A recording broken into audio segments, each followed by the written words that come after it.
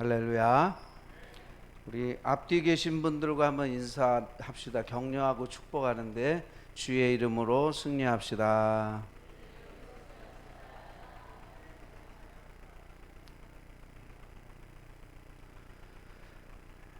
미국에 이민 가신 한 장로님이 미국에 가면 향수병에 걸려요. 한국에 오고 싶고 한국의 드라마도 보고 싶고, 그래서 되게 전에는, 요즘은 어떻게 하는지 모르겠는데 전에는 한국의 드라마를 비디오로 찍어서 한국 마켓에서 이렇게 대여해 줍니다. 그러면 빌려다가 한꺼번에 몰아서 보는데, 이 장로님은 특히 사극을 너무 좋아하셔서 토요일 날마다 사극을 빌려다가 계속 몰아보시는데, 내일이 주일날 이제 대표 기도라는 것도 깜빡 잊어버리고 토요일 날 늦게까지 사극에 빠져서 늦은 시간까지 사극을 보셨어요. 그리고 이제 그 다음날 주일 대표 기도에 올라가셔서 대표 기도를 하시는데, 자기도 모르게 이런 기도가 나왔습니다. 하나님, 성은이 만극합니다. 어떤 여자 집사님 한 분이 계시는데 온통 부동산에만 관심이 있는 분이세요. 근데 여전도에 헌신 예배를 드리게 됐는데, 이분이 이제 사회를 보게 됐는데 역시 땅 보러 다니느라 정신이 없어서 사회를 전혀 준비하지 못하고 사회를 보게 됐습니다. 사회를 보는데 이제 찬송가를 부를 시간이 됐습니다. 이렇게 그 집사님이 말했어요. 다 함께 찬송가 204동을 부르시겠습니다. 204장이 아니라 204동으로 바뀌어버렸어요. 나도 모르게 그게 내 안에 있는 게 자연스럽게 흘러나오는 거죠. 자, 오늘 설교 제목이 세상에 길들지 말라입니다. 과연 우리는 이 악한 세상에서 변화될 것인가, 아니면 악한 세상에 길들 것인가? 하나님은 우리를 향한 계획이 있으신데, 그 계획은 우리가 변화되어서 이 땅에서 세상의 소금과 빛으로 살아가는 것입니다. 저와 여러분이 이 세상에 길들기를 원치 않으시고 변화되어서 세상을 변화시키는 하나님의 백성으로 살아가기를 하나님은 원하고 계신다고 성경은 우리에게 말씀합니다. 그럼 어떻게 하면 우리가 세상에 길들지 않고 살 수 있을까요? 사도 바울은 오늘 로마서 12장 2절에서 너희는 이 세대를 본받지 말라고 말씀하고 있습니다. 이 세대라는 말은 세상과 같은 말이에요. 이 세대를 본받지 말라, 너희는 이 세상을 본받지 말라, 같은 말입니다. 그럼 이 세대는 뭘 의미할까요? 이 세대는 이제 예수님이 재림하셔서 온 세상을 새롭게 하실 텐데 새하늘과 새 땅으로 변화될 겁니다. 그 세상은 다음 세대라고 해요. 올 세대, 그것과 대조적으로 지금 우리가 살고 있는 현 세상을 이 세대라고 성경은 말씀하고 있습니다. 그런데 이 세대는 하나님을 거역하고 하나님을 대적하는 악한 세대입니다. 갈라디아서 1장 4절에 악한 세대라고 말하고 있습니다.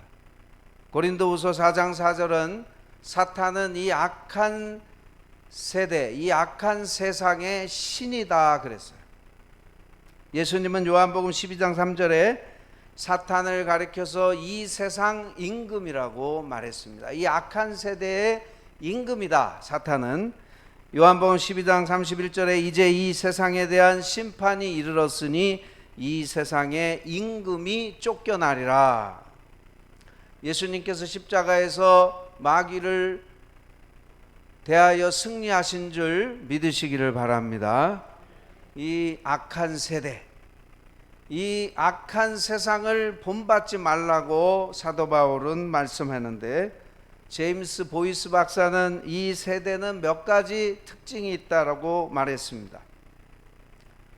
첫 번째, 이 세대는 영원한 천국을 인정하지 않고 오직 보이는 세상만 인정합니다. 이것을 고상한 표현으로 한다면 제임스 보이스 박사가 세속주의라고 말했어요. 세속주의. 천국을 인정하지 않는 거예요. 영원한 세계가 있다는 것을 부인하는 것입니다. 그래서 현대인들은 이 세상 것, 이 땅의 것만 생각합니다. 심지어 그리스도인들조차도 영원한 세계에 대한 관심이 없습니다. 그저 이 세상에서 잘 먹고 잘 살고 복 받고 살아가는 것, 그것이 오늘날 그리스도인들 많은 사람들의 인생의 목표이기도 합니다. 속담에 이런 속담이 있어요. 개똥밭에 굴러도 이승이 좋고 땡감을 따먹어도 이승이 좋다. 천국이 어디 있어? 내가 알 게 뭐야? 죽어봐야 아는데 뭐 천국 이야기 쓸데없어. 이렇게 생각하는데 과연 그럴까요? 성경은 빌립보서 3장 18절 20절에 사도 바울이 말씀하기를 내가 여러 번 너희에게 말하였거니와 이제도 눈물을 흘리며 말하노니 여러 사람들이 그리스도의 십자가의 원수로 행하느니라. 그들의 마침은 멸망인데 그들은 땅의 일을 생각하는 자라. 오직 이 땅의 것만 생각하는 자들이다. 그러나 우리의 시민권은 하늘에 있다라고 분명히 사도 바울이 말씀했습니다. 성경은 우리가 사는 이 세상은 잠깐이라고 말했습니다. 고린도후서 4장 18절에 우리는 보이는 것을 바라보는 것이 아니라 보이지 않는 것을 바라보며 보이는 것은 잠깐이지만 보이지 않는 것은 영원하다고 말씀하고 있습니다. 여러분, 우리가 살고 있는 이 세상은 하나님께서 불로 심판하시고 새하늘과 새 땅으로 완전히 새롭게 변화시키실 줄 믿으시기 바랍니다. 베드로후서 3장 12절 13절에 하나님의 날이 임하기를 바라보고 간절히 사모하라. 그날에 하늘이 불에 타서 풀어지고 물질이 뜨거운 불에 녹아지려니와 우리는 그의 약속대로 의가 있는 곳인 새 하늘과 새 땅을 바라보도다 말씀하고 있습니다. 고린도전서 7장 31절에 이 세상의 형체는 사라진다고 말씀하고 있어요. 오늘 여러분, 우리가 이 세대를 본받지 말아야 되는데 첫 번째 본받지 말아야 될 것은 세속주의, 오직 땅의 것만 바라보고 영원한 천국을 바라보지 않는 그러한 세상을 본받아서는 안 될 것입니다. 두 번째, 이 세상은 사람이 하나님이라는 정신을 갖고 있습니다. 이것을 고상하게 표현했는데 제임스 보이스 박사는 휴머니즘이다 그렇게 표현을 했어요. 인간을 존중하는 것은 참 좋은데 인간 제일주의, 그래서 하나님 자리에 인간을 높이는 것, 이것이 이 세대의 정신이라는 것입니다. 아담과 하와도 마귀의 유혹을 받았습니다. 내가 이 선악과를 먹으면 하나님처럼 된다라는 그 사탄의 유혹을 받아서 선악과를 먹고 하나님께 범죄했습니다. 구약 성경에 나오는 애굽 왕 바로, 바벨론 왕 느부갓네살, 신약 성경의 헤롯 왕, 이들 모두는 자기 자신을 신으로 생각했습니다. 오늘날 현대인들도 마찬가지입니다. 자신이 신이 되려고 합니다. 하나님께 영광을 돌리지 아니하고 자신이 영광 받으려고 합니다. 성경은 우리에게 말씀합니다. 너희는 자기를 부인하고 십자가를 지고 나를 쫓을 것이니라 말씀합니다. 그러나 현대인들은 자기 부인을 거부합니다. 자기를 사랑하고 더 나아가 자기를 숭배합니다. 자기를 신격화합니다. 우리는 그런 세상을 살고 있어요. 자기 자신을 이렇게 높이면 어떻게 될까요? 상대적으로 다른 사람을 무시하게 되죠. 이웃을 무시하고 형제를 무시하게 돼요. 자기밖에 모르는 인간이 되고 마는 것입니다. 얼마 전에 향년 93세로 소천하신 세계적인 신학자인 J.I. 패커 박사는 이런 말을 했습니다. 회개나 자기 부인을 말하지 않는 목회자들이 많다. 그들은 자연스럽게 인기가 있다. 그러나 그들은 거짓 선지자들이다. 사람들에게 자기 부인을 설교하지 않고 회개를 설교하지 않으면 인기가 높대요. 자연스럽게. 그러나 거짓 선지자들이라는 말씀을 하고 있습니다. 세 번째, 이 세상에는 절대 진리가 없다는 것이 이 세대입니다. 이것을 다른 말로 하면 상대주의라고 말합니다. 모든 것은 상대적일 뿐입니다. 진리도 상대적입니다. 예수 그리스도를 믿어야 구원받는다는 구원의 유일성도 부인합니다. 예수님 아니고서도 착하게 살면 구원받을 수 있고, 다른 종교를 믿으면, 열심히 믿으면 구원받을 수 있어, 이렇게 생각하는 거예요. 다 상대적인 거지 절대적인 건 아무것도 없어요. 그러나 여러분, 진리는 절대적인 것입니다. 진리는 과거나 현재나 미래나 결코 변하지 않습니다. 구약시대의 진리는 신약시대에도 진리고 오늘날에도 진리인 것입니다. 진리는 500년 전이나 5,000년 전이나 상관없어요.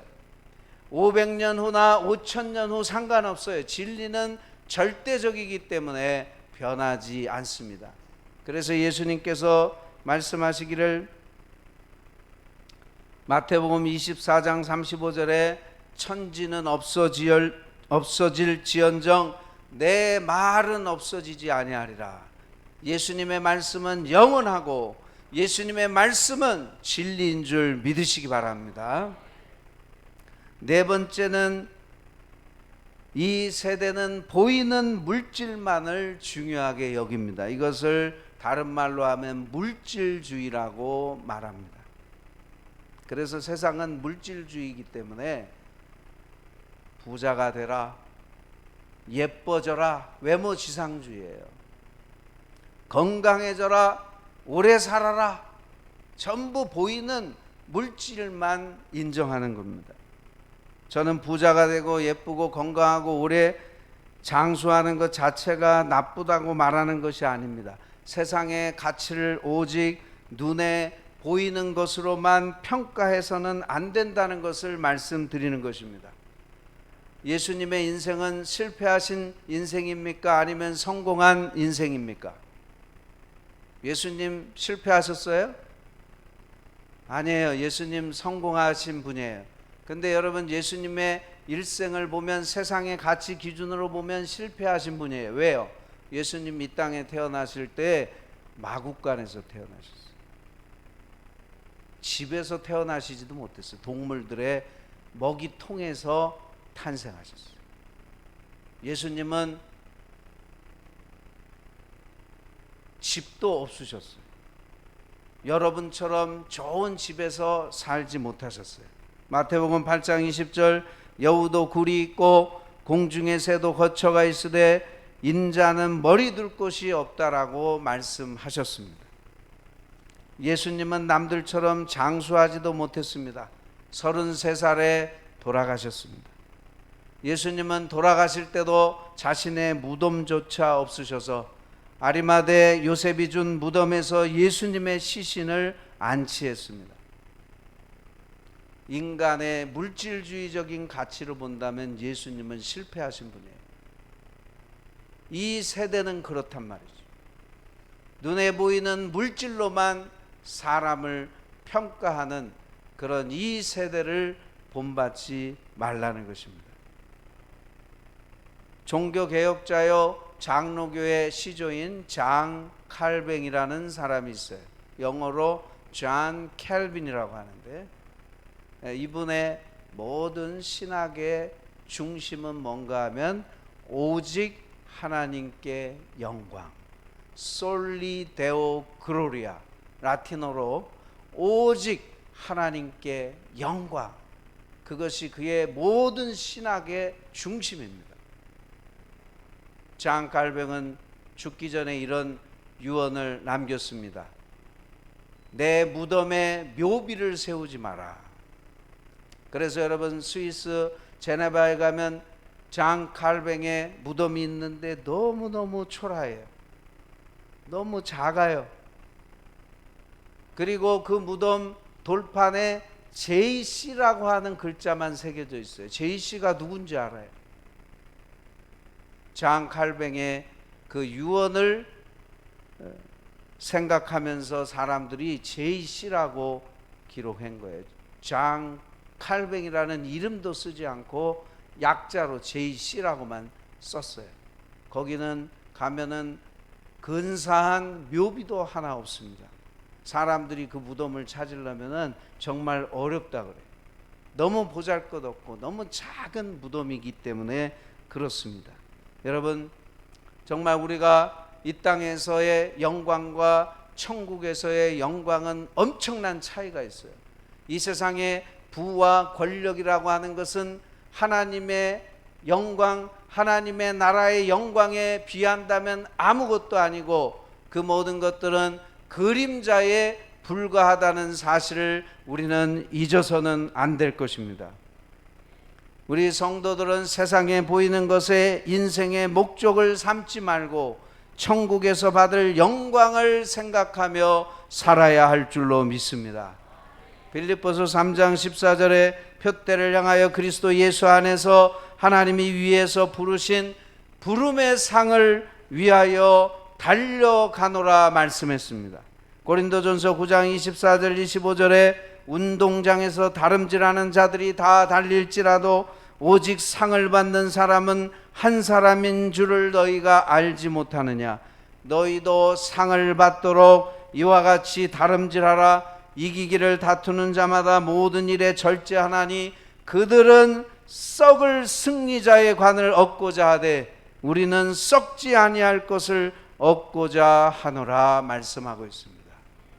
여러분, 성도들이 이 땅에서 주님을 위해 충성하고 헌신하고 희생할 때 하나님 나라에서 하나님께서 존귀하게 여겨주시고 하나님의 영광을 부어 주실 줄 믿습니다. 이 땅에서 우리가 어떻게 사느냐에 따라 천국의 영광이 달라지는 거예요. 이 세상에서 가장 영광스러운 사람이 누구예요? 순교자들입니다. 순교자들은 세상의 관점에서 보면 가장 비참한 사람이에요. 그러나 여러분, 순교자는 천국에서 가장 영광을 받을 사람이에요. 왜냐하면 예수님처럼 자신의 목숨을 희생했기 때문입니다. 오늘 여러분, 우리는 이 세대를 본받지 말고 오직 하나님의 영광을 구하며 사는 저와 여러분이 되시기를 주의 이름으로 축원드립니다. 오늘 본문 2절에 사도 바울은 그리스도인들이 이 세대를 본받지 말고 오직 마음을 새롭게 함으로 변화를 받으라고 말씀하고 있습니다. 마음을 새롭게 해야 된다. 기독교는 속사람이 변화되는 종교예요. 근본 뿌리가 바뀌는 종교가 기독교입니다. 외형만 바뀌는 게 아니라 근본 그 인간의 깊은 내면이 변화되는 종교가 기독교인 줄로 믿습니다.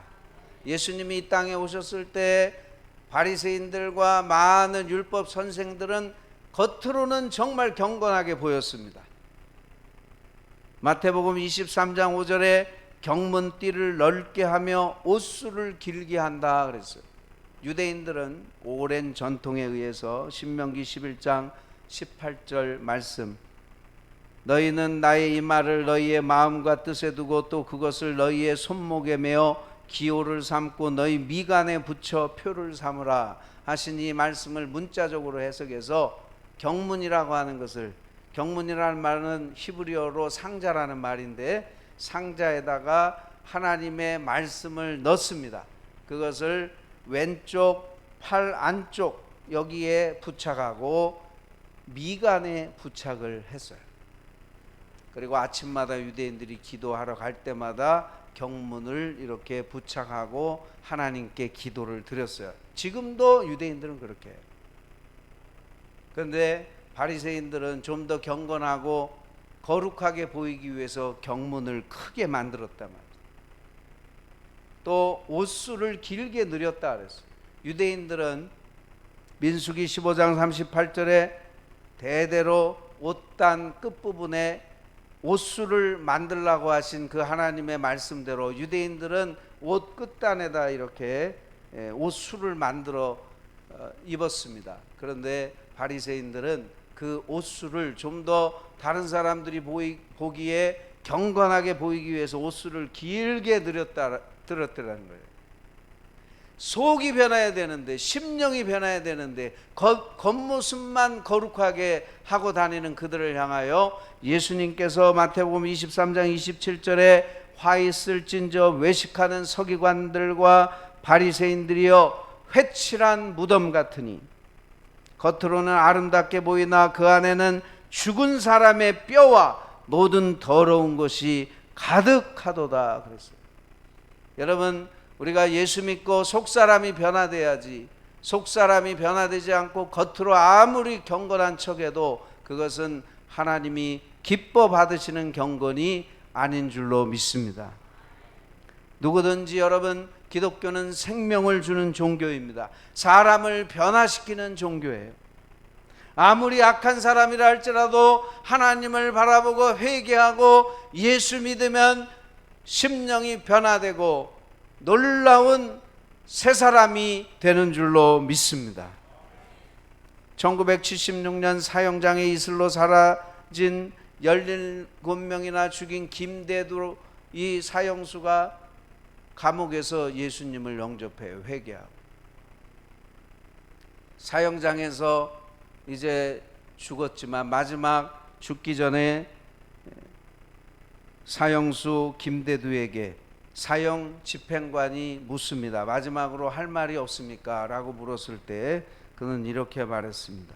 저는 이미 죽었어야 할 몸이지만 하나님께서 저를 불쌍히 여기셔서 주님을 믿고 구원받게 해주셨으니 감사할 뿐입니다. 저는 여러분과 영영 이별하는 것이 아니라 이제 하나님 나라에서 여러분을 만나게 될 것입니다. 그는 예수 믿고 거듭났고 천국의 소망을 가진 사람으로 바뀌었습니다.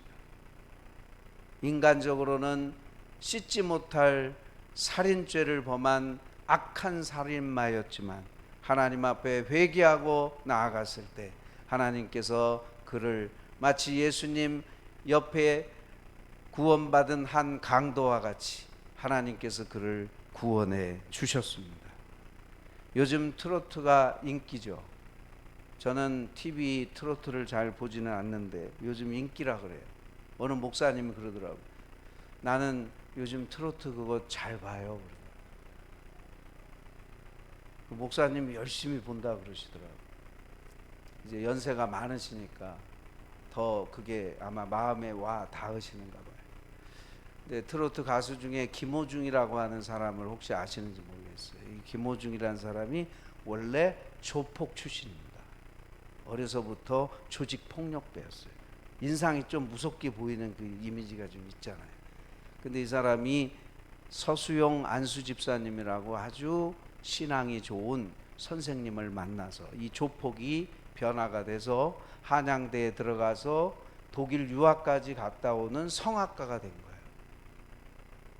거예요. 이 사람의 일화를 좀 각색해서 영화로 만들었는데 파파루티라고 하는 영화인데 한번 보실 수 있으면 보시면 좋을 것 같아요. 저도 보고 감동을 받았는데 그분의 이야기를 이제 그대로 한 건 아니고 이제 재미있게 각색을 해서 만든 영화예요.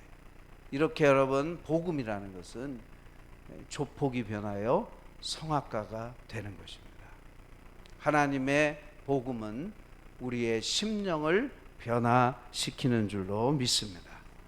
오늘 본문에 너희는 이 세대를 본받지 말고 오직 마음을 새롭게 함으로 변화를 받아 그랬어요. 변화를 받으라. 이 변화를 받으라는 이 의미는 원래 의미가 이런 의미예요. 애벌레가 번데기가 되고 번데기에서 나비가 나오는 그 놀라운 극적인 변화를 변화라는 말로 쓰고 있습니다.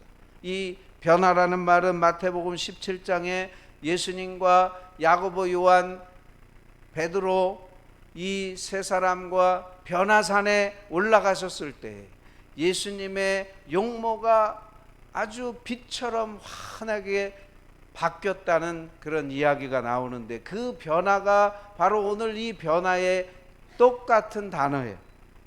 고린도 후서 3장 18절에 우리가 이제 장차 예수님이 부활하신 것처럼 우리의 몸도 영광스럽게 부활의 몸을 입게 될 것이다, 변하게 될 것이다, 그렇게 말씀하는데, 그 변화, 부활의 몸으로 바뀌는 변화, 이 변화의 단어도 오늘 본문의 2절에 나오는 변화와 동일한 말씀입니다. 여러분, 누구든지 그리스도 안에 있으면 새로운 피조물이 되고 변화되는 줄로 믿습니다. 너희는 변화를 받으라는 것입니다. 이 변화를 받으라는 말은 첫 번째 현재 시제로 쓰여 있어요. 이것은 일시적 변화가 아니라 계속적인 변화를 말합니다. 우리가 그리스도 안에서 계속적으로 매일매일 변해야 할 줄로 믿습니다. 신앙생활이 재밌는 건 내가 변화될 때 재밌는 거예요. 내가 옛날에는 안 그랬는데 매일매일 변하는 거예요. 매일매일. 여러분, 매일매일 변하고 있어요? 왕년에 내가 그래도 신앙생활을 참 잘했는데 그거 다 소용없어요. 과거에 신앙생활 잘한 거 다 소용없어요. 지금 신앙생활 똑바로 안 하면 그거 다 헛된 거예요. 과거의 신앙생활 자랑할 거 없어요. 우리는 천국 갈 때까지 날마다 매일매일 변해야 할 줄로 믿습니다. 날마다 변화돼야 신앙생활이 재밌어요. 우리 목양교회 성도님들은 날마다 변화되시기를 축복합니다. 너무너무 기쁜 거예요. 두 번째, 변화를 받으라는 이 말은 수동태로 쓰여 있어요. 심령의 변화는 우리 자신의 능력으로 우리 자신이 할 수 없어요. 성령님께서 우리를 변화시켜 주셔야 합니다. 누구든지 예수님을 믿으면 성령 하나님이 우리 안에 내주해 계세요. 영원토록 우리 안에 계시는데 그 성령님께서 우리를 변화시켜 주셔야 합니다. 하나님 말씀을 들을 때 그 말씀이 나에게 주시는 말씀으로 들려지는 것이 성령의 역사예요. 하나님의 말씀을 듣고 내가 회개의 영이 임해서 정말 내가 잘못했구나 하면서 눈물 흘리는 거 인간의 힘으로 할 수 없어요. 성령께서 우리 마음에 감동을 주실 때 회개의 역사가 일어나게 되고 변화되게 되는 줄로 믿습니다. 그래서 수동태로 쓰였어요. 세 번째는 명령형으로 쓰였어요. 변화의 주체가 성령님이신데 그렇다고 사람의 입장에서 아무것도 안 하고 가만히 있으라는 말이 아닙니다. 능동적으로 변화되기 위해서 애쓰고 노력하라는 말이에요. 여러분, 가만히 있으면 아무것도 안 일어나요. 우리가 변화되기 위해서 애쓰고 노력해야 합니다. 하나님의 말씀을 가까이 해야 돼요. 성령님은 하나님의 말씀으로 우리를 변화시키는 줄 믿습니다. 뭘로 우리가 변화돼요? 하나님 말씀으로 변화되는데, 성령님께서 성령의 검인 하나님의 말씀으로 우리의 잘못된 부분을 수술하고 찔러 쪼개고 잘라내고 변화시키는 놀라운 역사를 하나님의 말씀으로 하는 줄 믿으시기 바랍니다. 하나님의 말씀의 검이 우리 안에 임할 때 우리가 변화가 되는 거예요. 그래서 여러분, 우리가 3030 캠페인도 하는 거예요. 여러분들이 시간 날 때 3030 캠페인 하려고 하면 평생 한 번도 못 합니다. 석 달 동안 한 번도 못 해요. 왜? 시간이 없어요. 시간을 따로 내가 내서 하나님의 음성을 듣고 기도하는 시간을 내지 않으면 내게 그 시간은 오지 않아요. 사랑하는 성도 여러분, 하나님의 말씀을 가까이 하십시오. 여러분에게 기적이 일어납니다. 여러분을 변화시킵니다. 놀라운 일이 일어나게 될 것입니다. 그래서 우리가 애쓰고 노력해야 변화되고 성장하는 것이지 신앙의 연수가 중요하지 않아요. 신앙 오래 신앙생활에 한 게 그렇게 중요하지 않아요. 10년, 20년, 30년 하면 뭐예요? 신앙생활에 열심이 없으면 시간이 흘러가도 변화되지 않고 성장되지 않습니다.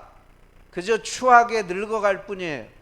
우리 목양교회 성도님들은 시간이 지날수록 예수님을 닮아가고 변화되고 성장하시기를 축복합니다.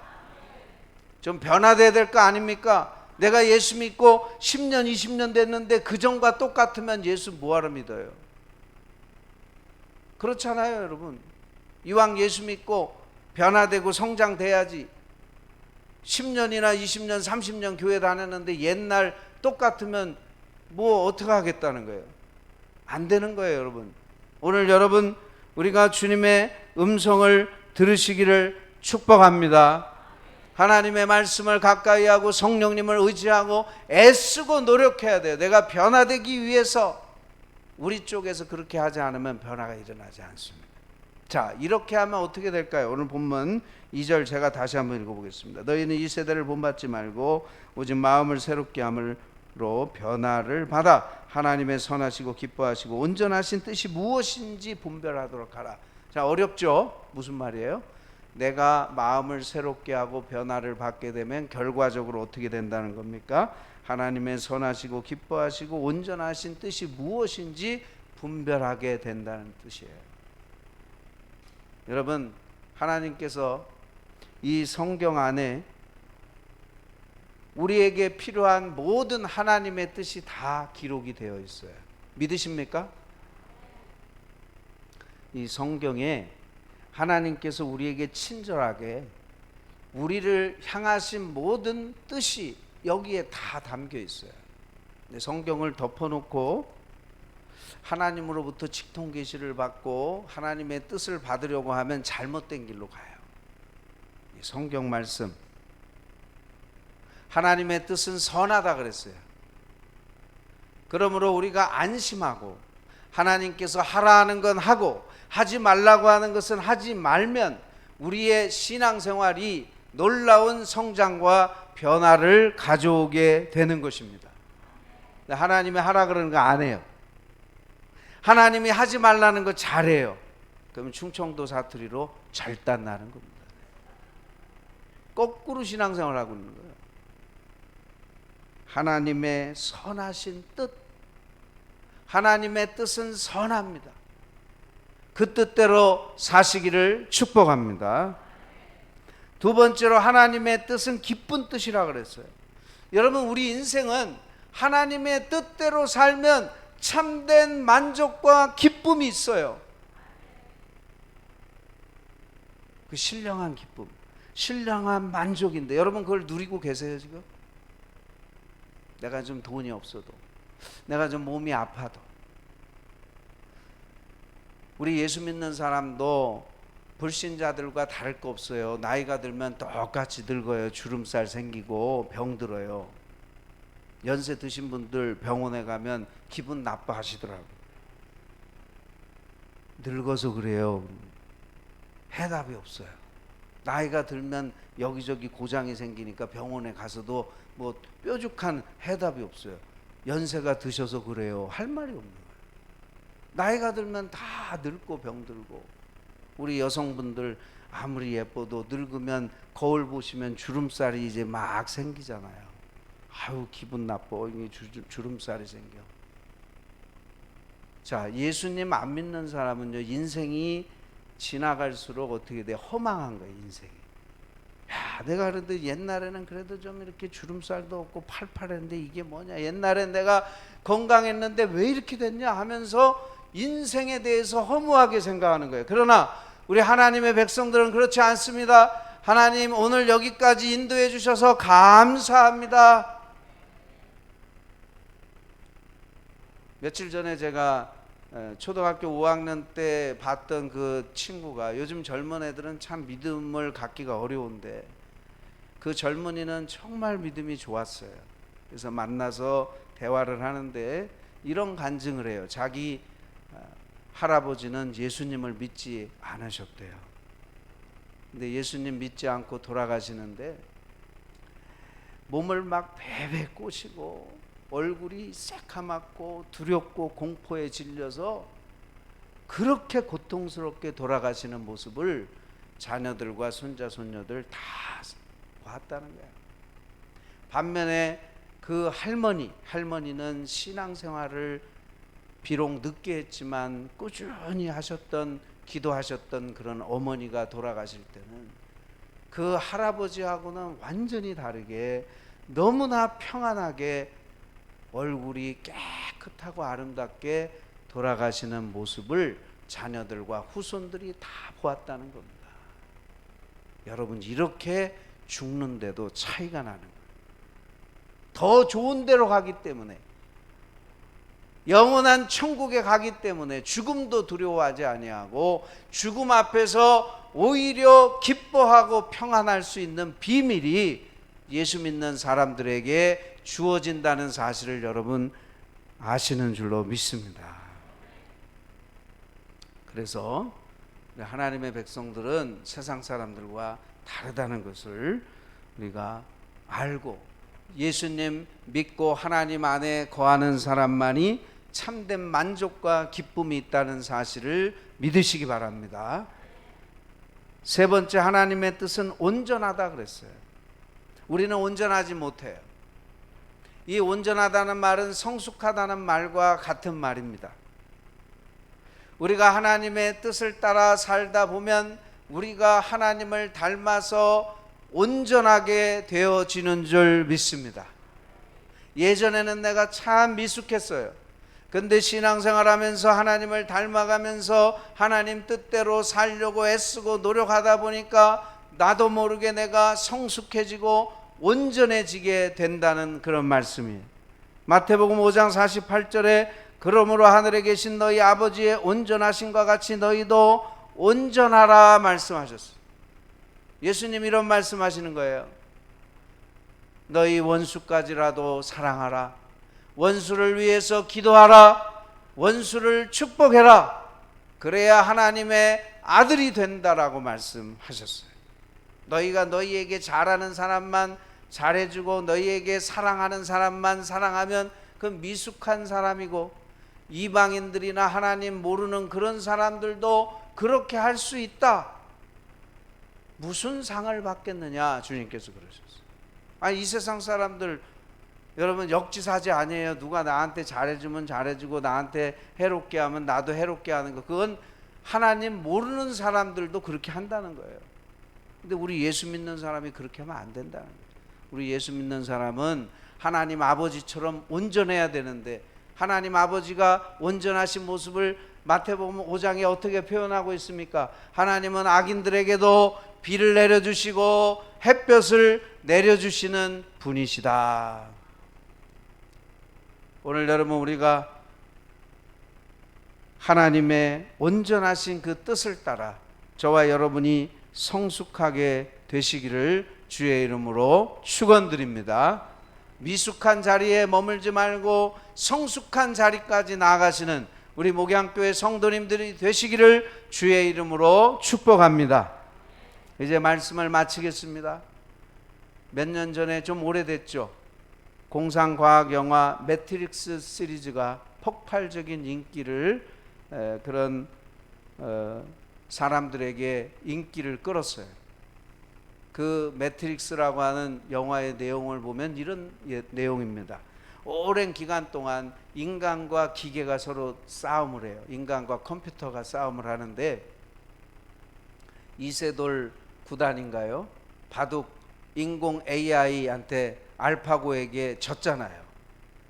이 컴퓨터가 얼마나 똑똑한지 인간을 지배해버리는 거예요. 전쟁을 했는데 인간이 졌어요. 그래서 이 컴퓨터가 인간을 지배하기 시작한다는 그런 내용이에요. 근데 인간을 어떻게 지배하는가 하면 가상현실을 만들어서 인간들이 가상현실에 살도록 그렇게 만들었어요. 비참한 인간들, 기계에게 노예처럼 태어날 때부터 기계에 연결돼 가지고 그냥 잠만 자는 거예요. 태어나서 죽을 때까지. 기계가 그 인간의 에너지를 다 뽑아서 쓰고, 이 인간들은 가상현실 매트릭스 세계에서 사는 거예요. 그런데 그 가운데 깨어있는 몇몇 사람들은 그것을 거부했어요. 그 가상현실 세계에 길들여져 살아가지 않았습니다. 영적으로 마찬가지입니다. 오늘 여러분 이 세대를 본받지 말라고 말씀하셨어요.